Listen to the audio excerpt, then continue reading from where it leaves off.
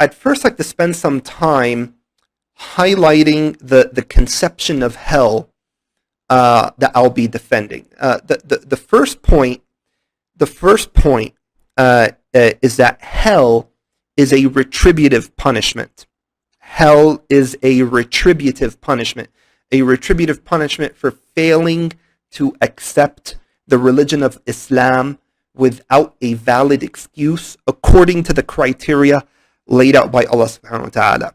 Now, when we say retributive punishment, as in contrast to a reformative punishment, we mean that the primary purpose of hell as a punishment for disbelief isn't to reform and purify the kafir, but rather to serve as a just penalty for the crime of kufr. It is a punishment that is deserved and merited, meaning it is intrinsically fitting that those who died upon disbelief incur such a punishment.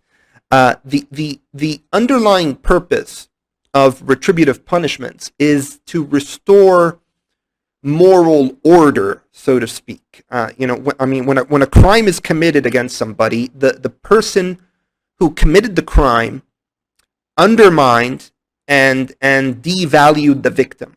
And for moral order to be restored, the criminal must face a consequence that exhibits and demonstrates to everybody that what he did was wrong.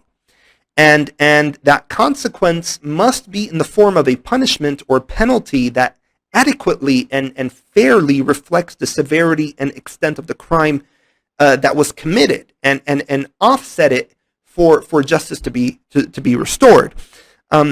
That very restoration of moral order and affirmation of the value of justice is a praiseworthy thing to be pursued in and of itself. It is inherently the right thing to do, and thus aspire towards actualizing, regardless of any consequences, such as whether the criminal is reformed or not.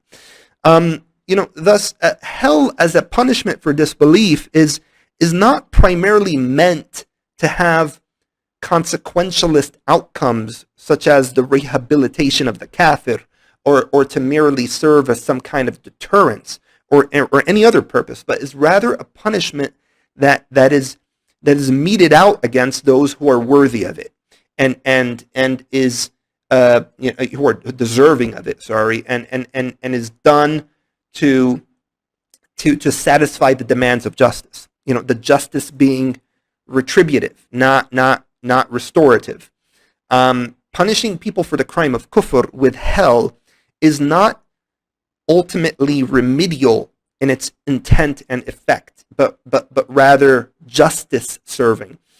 Again, I'm specifically speaking about hell applied as a punishment against kuffar for the crime of kufr, not Muslim sinners who may enter hell temporarily. Now, in theory, a punishment could serve two benefits simultaneously. Namely, enacting retributive justice and seeking to rehabilitate the criminal. Even in human administrations of justice, we seek to protect society from criminals, maintain social order, deter people from engaging in criminal acts, and helping criminals, rehabilitate and reintegrate back into society. All those consequential motives of the criminal justice system, are well recognized. There's no issue there. But to say that restorative or consequentialist-driven justice is the only or even primary goal of justice is problematic.